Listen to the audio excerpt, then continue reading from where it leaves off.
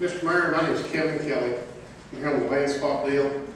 I'm concerned that we're taking city property, the city has bought and paid for with taxpayers' money, and going to swap that land without putting that land up for public auction to the highest bidder to see what the value of that land really is.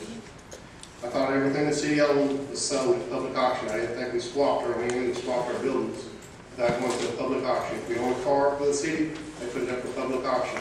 You can put it up for public auction, all 4 parcels, at the request, and put a total amount on there. If you come up with more than that total amount, you sell the property. If you come up with less than that amount, then you can swap the property. But we should put it up for public auction, because I've been told by several people that talk to people on the council who are willing to buy property that's in this swap that y'all appraised at $6, they've offered $10. Or we're told they would be sold for $10, and then we're going to swap it for a $6 value. The Wright Furniture building, the appraisal on that building come back at a little over $2 million. The land value of that by the state assessor's office and Pulaski County assessor's office says the land value is only $500,000. The building value is $1.5 million. Roundabout figures. If they're going to tear that building down for $1.5 million, throw it away, and build a hotel or build a grocery store or build a restaurant or anything on that piece of property, the property is not valued at $2.2 million or $2.1 million. What is the land value? What is the building value? Because once you take the building off, all you have left is the land, and they can't build a hotel, and they can't build a restaurant in that building unless they do extensive remodel or take it down. So what are we actually getting when the city does the land swap if they take over the Wright Furniture property as a swap? Thank you very much. Thank you.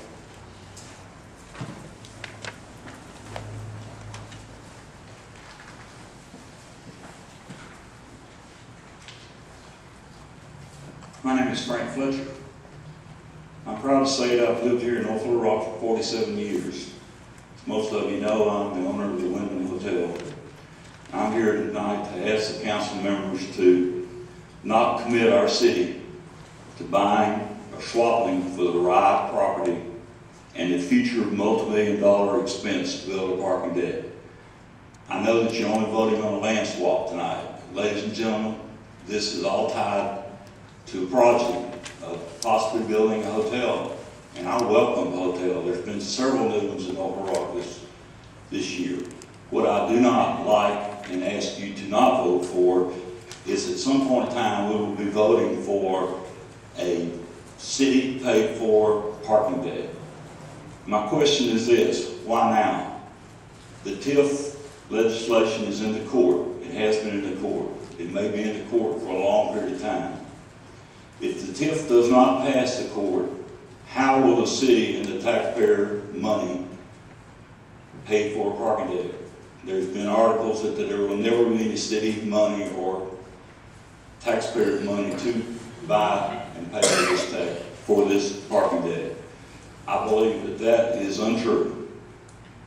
I would like to ask you to consider that we're in bad economic times. And sooner or later, the taxpayers in North Little Rock will want answers to why the city is going to spend money to help a private developer. These people are good business people. They're talking about building a $28 or $30 million project. If they have the money to do that, and I'm sure they do, why can they not pay for their own parking as I've had to and other businesses have had to?